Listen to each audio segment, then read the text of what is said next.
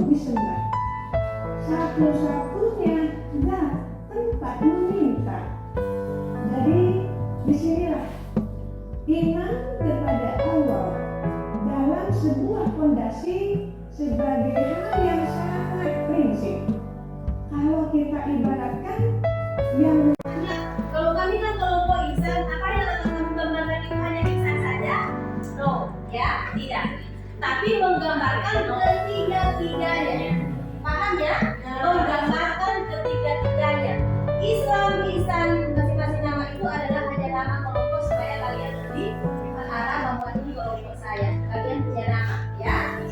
Sudah, jadi semua. Tiga itu keterhubungannya itu kamu gambarkan di kertas yang kosong ini tadi. Ini adalah example-nya.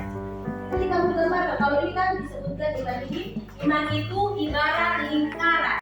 Baik, karena kelompok ihsannya sudah bisa, sudah siap, maka yang hari ini akan menjadi presenter utamanya itu adalah kelompok Islam.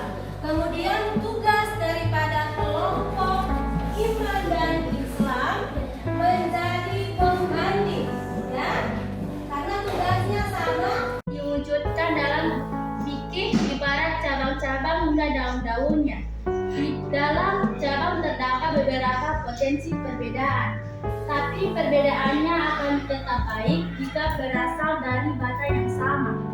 Maka perwujudan Islam yang sejati tergantung dari kualitas imannya. Ihsan atau dalam diwujudkan dalam amal perbuatan. Contoh Islam adalah agama atau kepercayaan yang telah tertanam di diri kita sejak kita dilahirkan sampai kita telah dewasa, seperti hanya sebuah bangunan yang telah dibangun dari pertama hingga menjadi bangunan yang kokoh dan bertahan lama. Contoh dari ihsan dari sisi bahasa artinya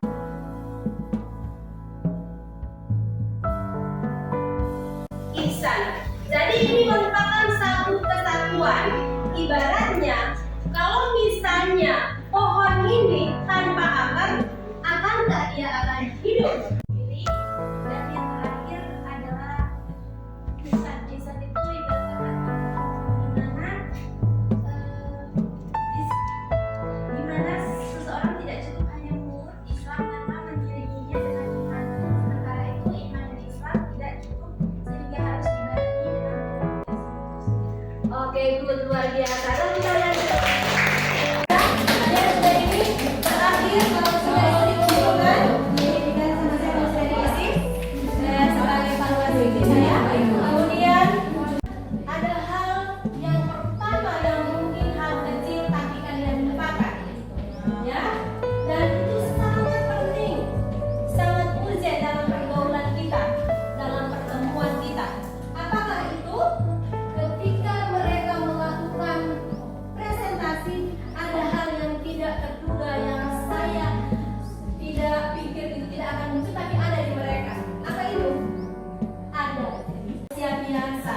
Jadi kepada Allah saya mohon maaf, mohon ampun, dan kepada kalian semua saya mohon maaf. Billahi fisabilillah fasabiqul khairat. Assalamualaikum warahmatullahi wabarakatuh.